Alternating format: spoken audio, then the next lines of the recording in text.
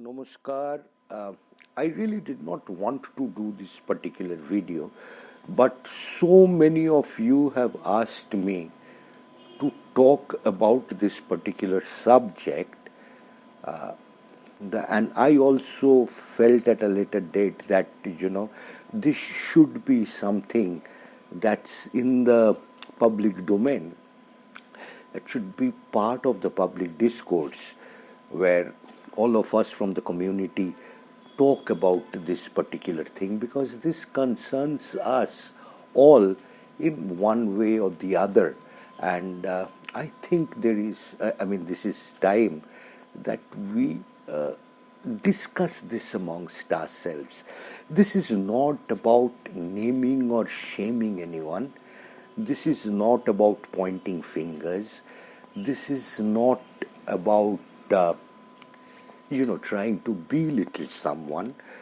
But this is about a thing that concerns all of us and that we try not to address ourselves directly because nobody wants to talk about these things, and but still there is a need for this discussion to be taking place amongst ourselves, and that is why I'm doing this video. If I am wrong or if you feel that I am overstepping my boundaries, please forgive me. I am seeking your forgiveness up front. But still, what I'm going to talk about is something very sensitive, and I don't know. I'm not the one passing judgment, and that is why I want this thing to be a matter that is discussed widely amongst ourselves, so that we may come to a conclusion, which I don't know what is right or what is wrong or what that conclusion will be. But I certainly hope that you guys talk about it. See, all this started a couple of weeks back when one of us, someone from our community expired. It was very sudden. It was very painful for most of us. And it was something that is forcing us to take a certain look in a certain direction. Now, as I was saying, somebody expired. Now, this person was a very well-known, I can also easily use the term famous. He was a very famous personality. He was extremely erudite, extremely well-read. He was a scholar in the real sense of the term. He has many books to his credit. He was in a very high position in the government.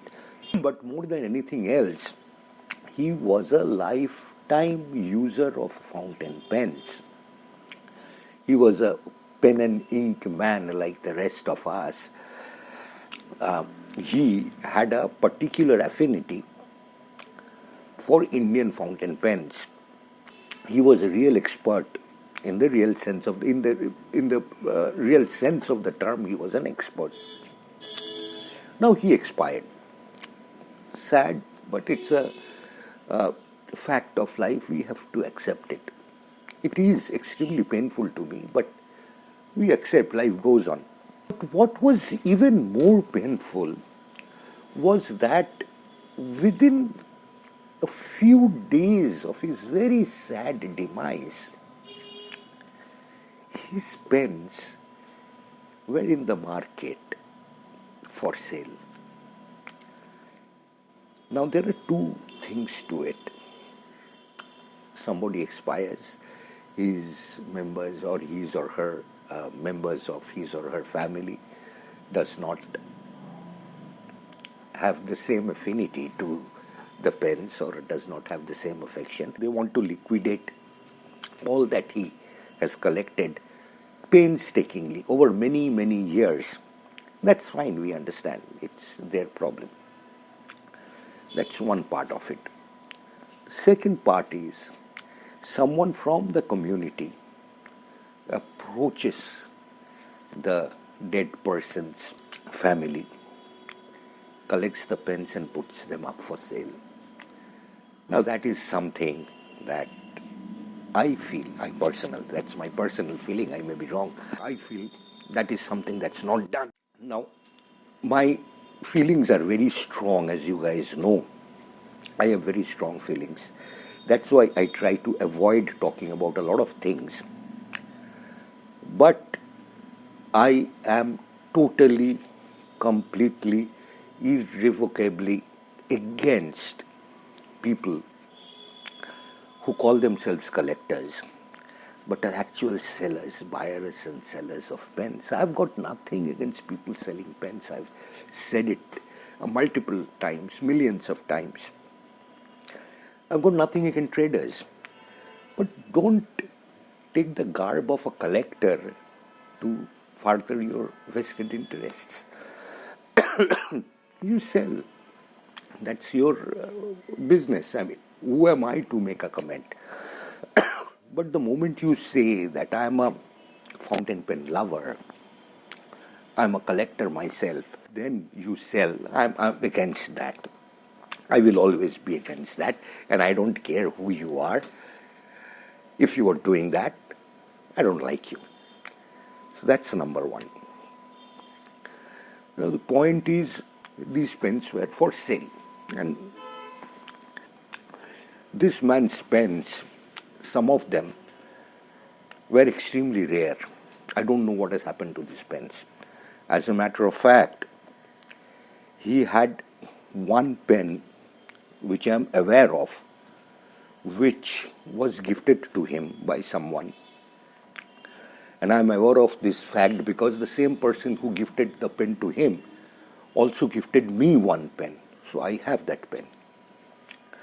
Now this pen, so there were, in my knowledge, 3 such pens that are available. Now one of those pens now in the market. Who's got it, why, we don't know. Now this leads us to the next very important question about provenance. Now this particular pen was in this particular gentleman's custody. Now today, when that pen is sold in WhatsApp groups, nobody knows about the antecedents of that pen. Nobody knows about the backstory. Nobody knows about the real value of the pen, because to me the pen is priceless. But and this kind of certification is not done, because that's a fountain pen lover who's actually a seller, who's doing the selling. So and they're not bothered about such things. They just want to make their quick buck and go away, fade into oblivion now. So that's the second thing that I wanted to point out. And that's the thing that we should discuss about.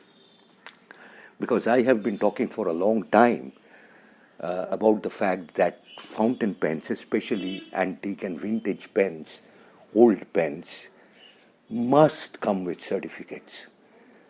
We must know their backstories. We must know why a pen is worth what it is worth.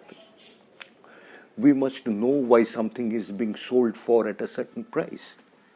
Now, nobody bothers to do that, do these things. And I think we should look into this area. Now, there's another thing that I wanted to say. Going back to the family of the person who sold these pens, because to them they are of no value. But to us, it's part of our legacy, our history, it's part of this. This is what makes the hobby so beautiful. Now, this particular gentleman, and I don't know whether I should be making this public, but what the hell. He had called me up sometime before his unfortunate passing away. He called me up and he said, look, I want to give some of my pens, I want to gift them to you because I don't use them all that often, and I think you will be one who will take good care of them. Now, I refused. I refused to take them because you know what I had said. I said, sir, instead of giving it to me, give it to Professor Janardhan. Because Professor Janardhan has a museum. What he will do is he will create a corner in your name where your collection or whatever pens that you want to give me or to give to him will be there for posterity, and they will be marked, they will be labeled, they will be, well looked after, and they will be there in the public space for everyone to go and see. Now, he had agreed, and as far as I am concerned, as far as I know personally, he did have a talk with Professor Janardhan. But then, in the meantime, after his death, and Professor Janardhan, I believe, did not have, or he thought it not, he did not think it correct to call up his bereaved family and say, give me the pens and things like that. So probably, and somebody rushed to wherever his family members were and collected the pens and put them up for sale. But the thing is, all these things need very serious rethink. We have to think, because sooner or later this is going to afflict all of us. If you want to sell your pens, label them, certify them to be from your collection, and sell them. Either give it to anyone you like, or give it to someone from the community, or sell them wherever. But that's one part if you are doing it. Second part is, donate it to a museum or to a place where they will be well taken care of, because collections like these take lifetimes to make, and it's so easy to just break them and sell them away and give it to the raddiwallas.